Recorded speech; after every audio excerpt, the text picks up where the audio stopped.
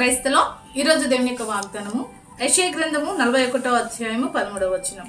నేను నీకు సహాయం చేసేదని చెప్పుచు నీ కుడి చేతిని పట్టుకొనుచున్నాను. దేవుడి వాక్యం దీవించును గాక. ఆమేన్. అవునండి, దేవుడు నీ కుడి చేయి పట్టుకుంటున్నానని దేవుడి రోజుతో మాట్లాడుతున్నాడు. ఏ విషయంలో దేవుడు నీ చేయి పట్టుకుంటానంటున్నాడు? ఎవరిని చేయి విడిచిపెట్టారు? ఎవరు నీకు సహాయం చేస్తానని సహాయం చేయకుండా ఉన్నారు?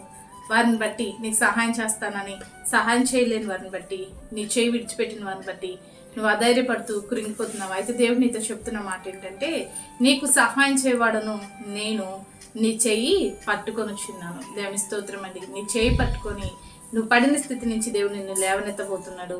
నీకు కావాల్సిన సహాయం నీకు అందించబోతున్నాడు. ఎవరో నీకు సహాయం చేయలేదని, ఎవరో నిన్ను విడిచిపెట్టి వెళ్ళిపోయారని కృంగిపోక, నీకు సహాయం చేయట కొరకు నీ కుడి చేతి పట్టుకొని నిన్ను నడిపిస్తున్న దేవుని మీద ఆధారపడి దేవుడిచ్చే సహాయమును, దేవుడిచ్చే ధైర్యమును, దేవుడిచ్చే ఆదరణను పొందుకొని అన్ని విషయాల్లో దీవించబడు. అటు రీతిగా దేవుడు నీ చేయి పట్టుకొని నీకు సహాయం చేయను గాక. ఆమేన్. ప్రార్థన చేసుకుందామండి.